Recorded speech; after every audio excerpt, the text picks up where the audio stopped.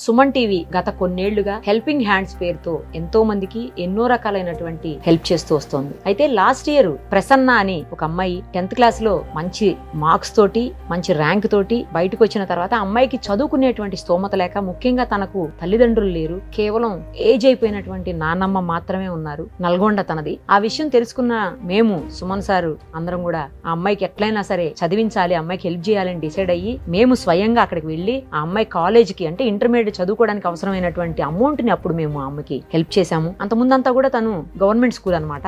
ఆ తర్వాత గౌతమి కాలేజ్ లో చదివింది నల్గొండలోనే. ఇప్పుడు తను ఫస్ట్ ఇయర్ ఇంటర్మీడియట్ అయిపోయింది. 437 మార్కులతో స్టేట్ సెకండ్ ర్యాంక్ వచ్చింది. ఫస్ట్ ర్యాంక్ వచ్చిన వాళ్ళకి 438, అంటే ఒక్క మార్కు తేడాతో అమ్మాయి సెకండ్ ర్యాంక్ వచ్చింది. లేకపోతే మిస్ అయిపోయేది. ఖచ్చితంగా అమ్మాయి కూడా ఫస్ట్ ర్యాంక్ వచ్చేది కదా ప్రసన్న. చాలా హ్యాపీగా అనిపించింది. ఒకసారి మమ్మల్ని కలవడం కోసం ఆమె నల్గొండ నుంచి వాళ్ళ కాలేజ్ ప్రిన్సిపల్ ని, అలాగే వాళ్ళ college one of the founder ని తీసుకొని మరి ఈ రోజు హైదరాబాద్ సుమన్ టీవీ ఆఫీస్ కి వచ్చింది. అలాగే మా ఎండి గారిని కలిసింది. థ్యాంక్స్ చెప్పింది. తను నువ్వు ఎంత వరకు చదువుకుంటావో, ఎందుకంటే అమ్మాయి డ్రీమ్ అనమాట మెడిసిన్ చదవాలని, నువ్వు ఎంత వరకు చదువుకుంటే అంతవరకు మేము చదివిస్తామమ్మా అని ఇప్పుడే ఎండి గారు కూడా మాట ఇచ్చారు. Thank you sir. మీకు ప్రత్యేకంగా థ్యాంక్స్ చెప్పాల్సిన అవసరం ఉంది. ఎందుకంటే అందరూ సంపాదించిందంతా దాచుకుంటారు, లేదంటే ఏ వాస్తులు కూడా పెట్టుకుంటారు. బట్ మీరు అందుకు భిన్నం. ఖచ్చితంగా సంపాదించిన దాంట్లో హాఫ్ అయినా ఎంప్లాయీస్ కి ఇలాంటి సర్వీసులకి ఇవ్వాలనేది మీ డ్రీము. అది అలాగే చేస్తూనే వస్తున్నారు కంటిన్యూస్ గా.